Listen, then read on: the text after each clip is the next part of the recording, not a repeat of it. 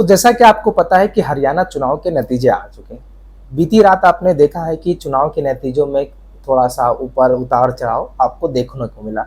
लेकिन आपको मैं आज मुस्लिम कैंडिडेट जो थे, जिन विधानसभा सीट से लड़े थे, उन्होंने जीत हासिल की है। अब वो 5 मुस्लिम विधायक, 5 मुस्लिम कैंडिडेट जो है वो विधायक बन चुके हैं।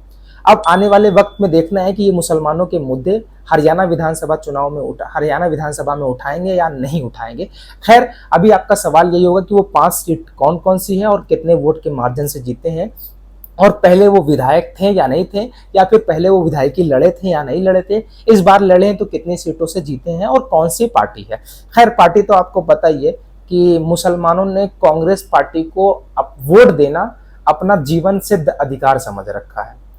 मतलब या यूं कह लीजिए कि कल अल्लाह मैदान हश्र में पूछेगा कि आपने कांग्रेस को वोट किया था नहीं किया था। खैर, कांग्रेस की डूबती हुई नैया को बचाने के लिए मुसलमान का सबसे बड़ा उसमें नीचे से हाथ था। कांग्रेस की नाव अगर चल रही है तो नीचे से मुसलमान हाथ लगाए हुए, मुसलमान सहारा दिए हुए, तभी कांग्रेस की नैया चल रही, वरना जाने कब को डूब चुकी होती। खैर, वो 5 सीटों के नाम मैं बताने वाला हूं और वो कैंडिडेट के नाम क्या है और कितने वोटों से जीत हासिल की है। तो सबसे पहली नूह विधानसभा सीट है। कांग्रेस प्रत्याशी चौधरी आफ्ताब अहमद ने धमाकेदार जीत दर्ज की और तीसरी बार विधायक बने। लगातार तीसरी बार विधायक बने, हैट्रिक मारी है और विधानसभा में 91,833 वोट हासिल करने के साथ साथ 46,963 वोटों के मार्जिन से चुनाव जीता। यानी टोटल जो उनको वोट मिले हैं 91,883 वोट हासिल किए उन्होंने, 91,883 वोट उन्होंने हासिल किए और जो जीत का मार्जिन था वो 46,963 वोट की मार्जिन से जीत हासिल की है। इससे पहले वो 2009 और 2019 में भी इसी सीट से चुनाव जीत चुके हैं।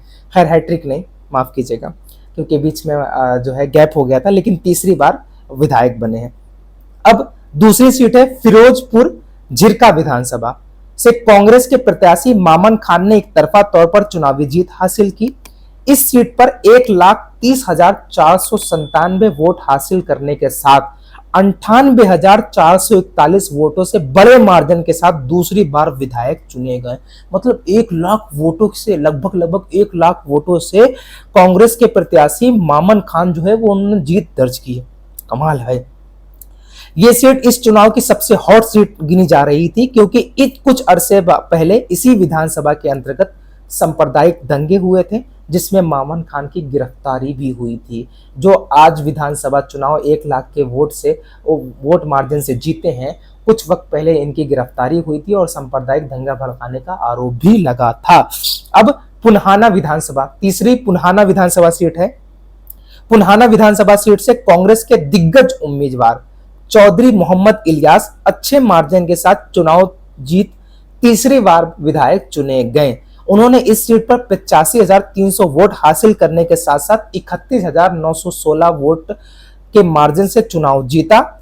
इस साल इस सीट पर पिछले चुनाव में केवल 816 से कम मार्जिन से चुनाव जीते थे। पिछली बार 816 से कम मार्जिन में जीते हैं और इस बार 31,916 के वोट मार्जिन से जीत हासिल की है।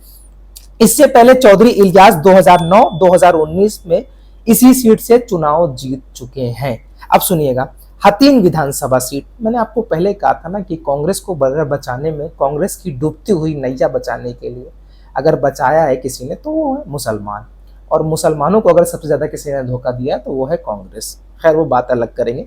चौथी सीट है हथीन विधानसभा।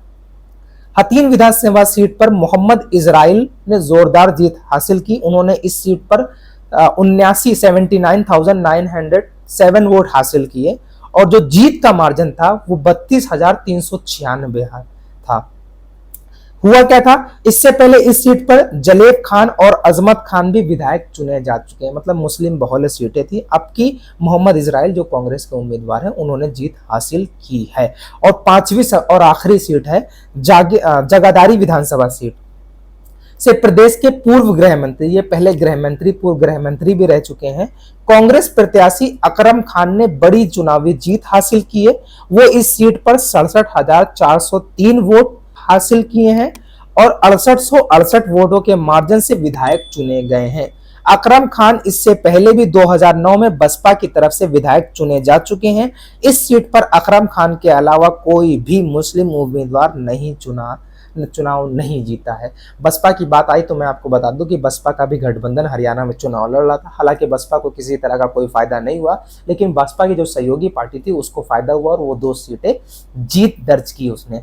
लेकिन मैं आपको यही बता दूं कि मुसलमानों ने जिस तरीके से कांग्रेस के ताबूत को अपने कंधों पर ढोया है वो यकीनन काबिल तारीफ है। लेकिन मुसलमानों, अपनी क़यादत को, अपनी लीडरशिप को मजबूत करो, वरना ऐसे ही आप कांग्रेस को जिताने के चक्कर में अपने आप को कमजोर कर दोगे और कांग्रेस को एक तरफा वोट देने से आप भाजपा से खुले तौर पर दुश्मनी मोल ले रहे हो, जिसका खामियाजा आपको भुगतना पड़ रहा है। आप देखो ना, मुसलमानों के घरों को बुलडोजर के जरिए जमींदोज कर दिया जा रहा है, लगातार मुसलमानों की मॉब लिंचिंग हो रही है, मुसलमानों का उलेमाओं का कत्लेआम हो रहा है, प्रॉफेट मोहम्मद सल्लल्लाहु अलैहि वसल्लम की शान में गुस्ताखियां हो रही है, कोई कार्रवाई नहीं हो रही है। और कमाल की बात है, कांग्रेस इन मुद्दों पर बिल्कुल खामोश नजर आ रही है। खैर, मेरे इस यूट्यूब चैनल को सब्सक्राइब कीजिएगा और वीडियो शेयर कीजिएगा।